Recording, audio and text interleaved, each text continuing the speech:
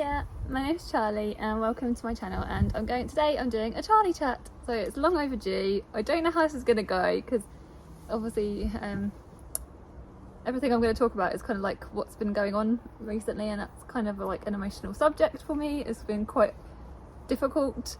We're kind of getting there now. I will preface this with saying that I feel like, touch wood, like hopefully we're heading in the right direction with things. But yeah, how are you guys? Before I start, I'll ask how you guys are.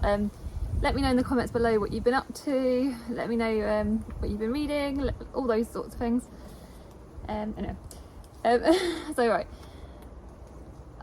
I'm going to begin with the beginning. So as you guys know, my mum had her, I don't know whether, if you've watched one of my previous videos, which I'll try and, if I find, I'll find it and link it below. I mentioned that my mum had her some surgery. She had her gallbladder removed on the 26th of July. So that was like a standard kind of like operation. As far as we knew, it kind of went well. Yeah, even though there were things that it was a little bit questionable, we felt like, with how she was dealt with, but that's probably a story for another day, maybe, probably not for here really. Anyway, so yeah, so that was the 26th of July. I stayed, so after her operation, I obviously stayed with her for, I think it was like 4 or 5 nights at her house. The idea being that until she was sort of well enough to start looking after herself a little bit, and then I'd still come over in the day and help her with meals, etc.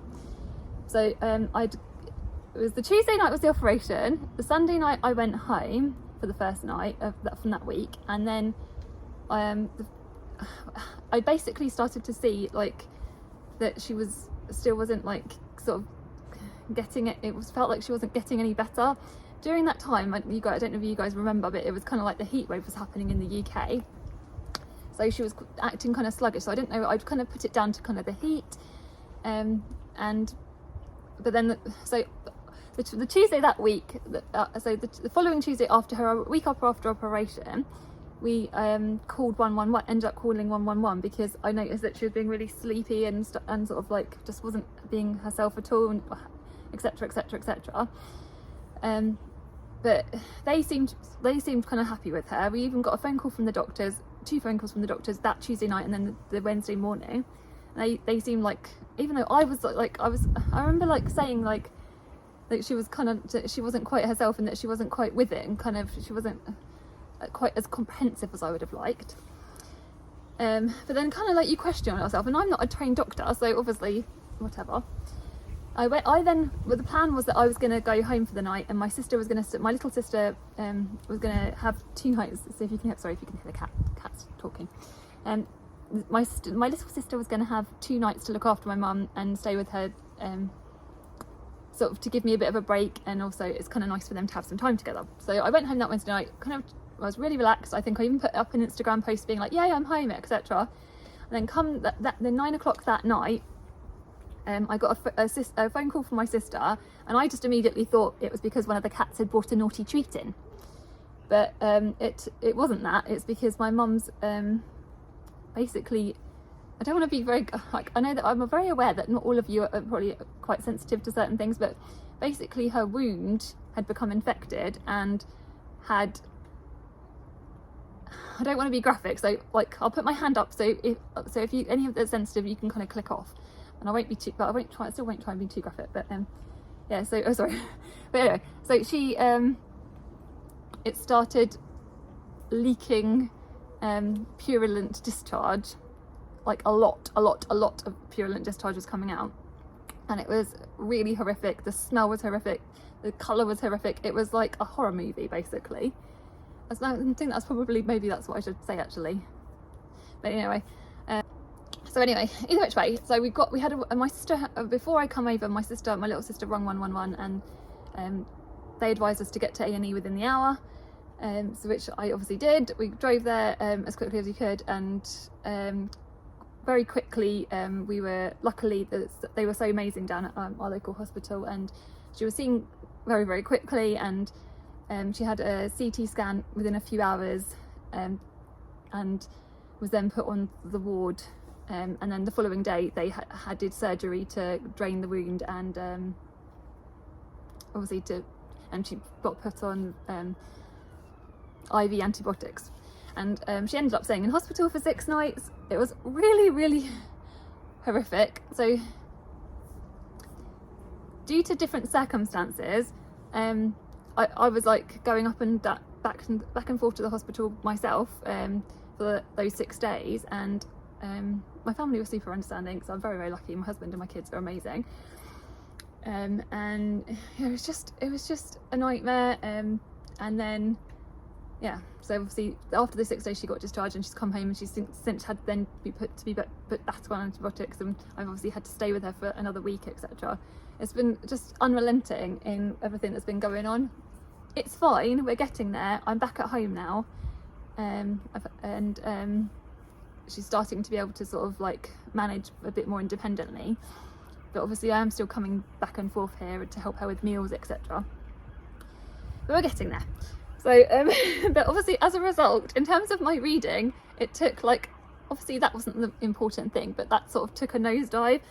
And then I remember trying to read, because obviously I've been trying to do the Booker books and things, and basically like it felt like I just felt like everything I tried to read I hated. It felt like, because obviously I don't know whether you guys have this, but like basically I was like, I'm trying not to say basically all the time, you blame the book for all your feelings, like that's the whole reason that you're feeling shit, that it's got to be the book, it's not actually everything else that's going on in your life, it's the book's fault.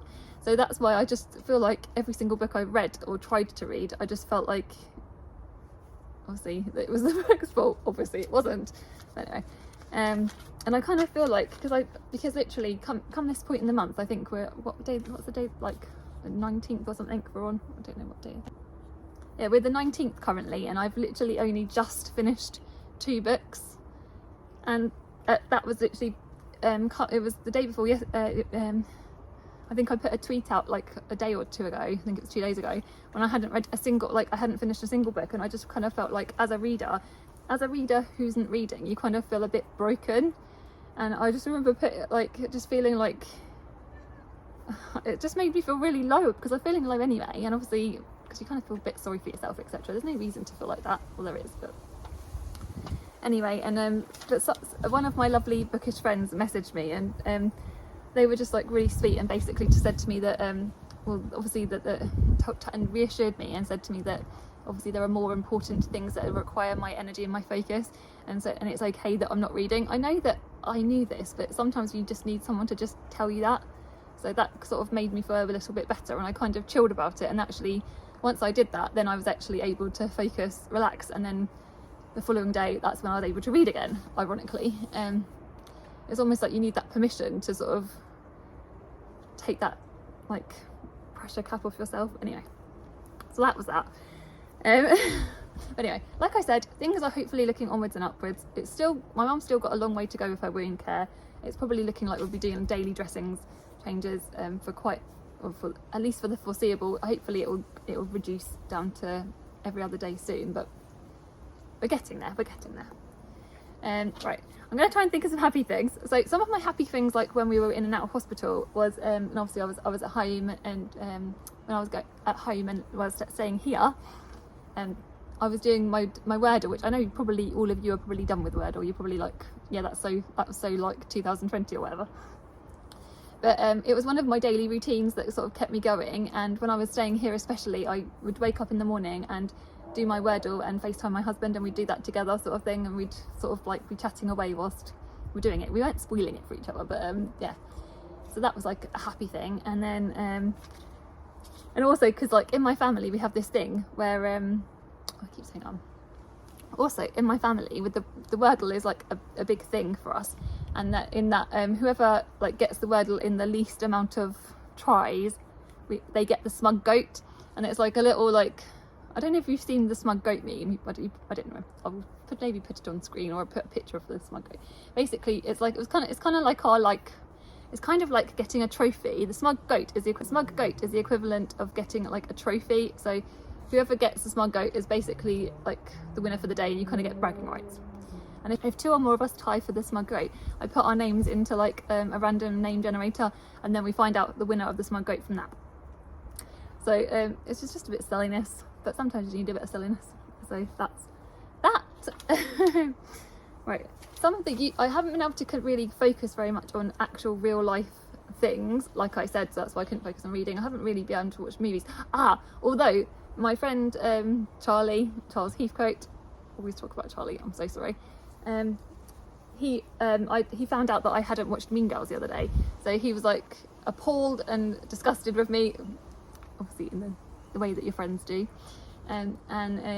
he told me basically I had to watch it. So I sat down with the kids one day and we watched Mean Girls, and it was so much fun. It's obviously very dated, but because it's like 18 years old now, Mean Girls is, and yeah, that was like the first movie I've watched all the way through since like 3 weeks or whatever, because it's just been, and I sat at home and watched that with the kids, so it was just so that in itself, that part I just loved so much, and we did have so much fun doing it. So, and also one of the I think, it's a spoiler for one of the secret celebrity drag race.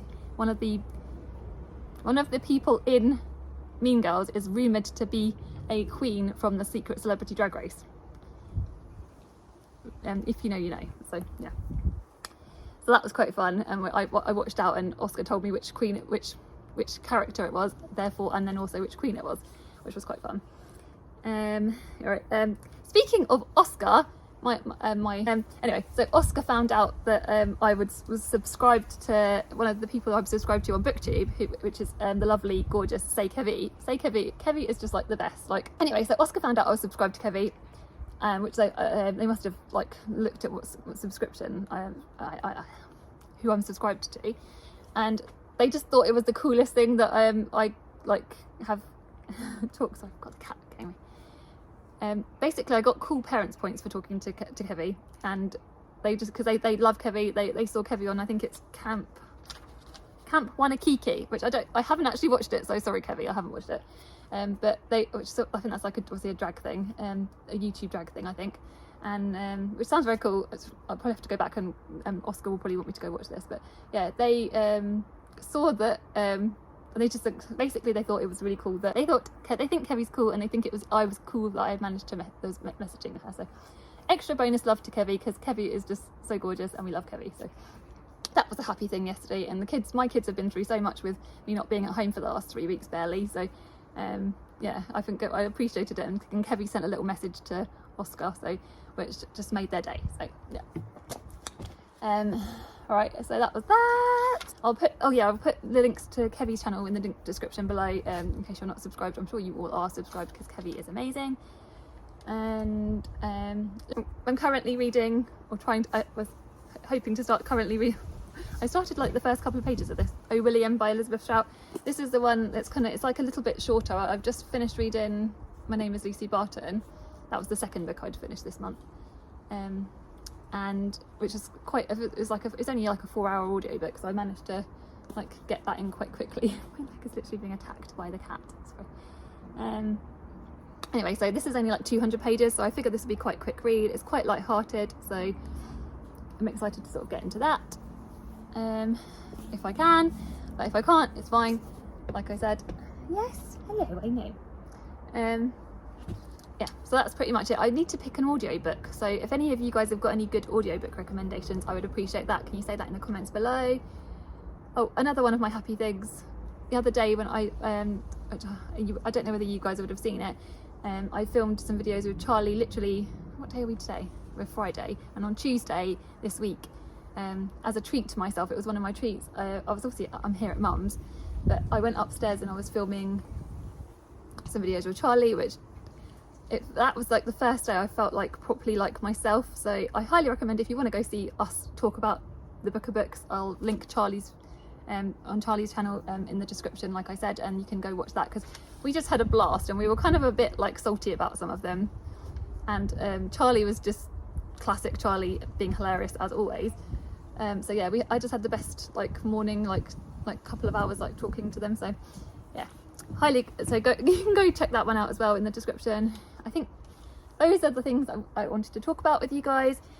Like I said, let me know what you're reading. Let me know what your favourite things are. Let me know how you cheer yourself up when you've been feeling a bit crummy.